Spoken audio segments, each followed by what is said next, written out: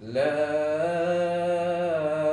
ilaha illallah wallahu akbar. Allahu akbar walillahil hamd. Saya Guru Besar Matahari mewakili semua staf dan murid Matahari mengucapkan selamat Hari Raya, maaf zahir dan batin.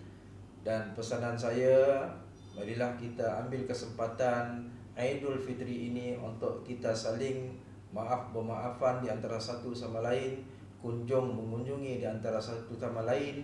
Dan khusus untuk anak-anak putra-putri Matahari, jaga adab ketika kamu berjalan menziarahi rumah saudara-saudara kamu. Dan jangan lupa hafazan kamu mesti mantap, insyaAllah.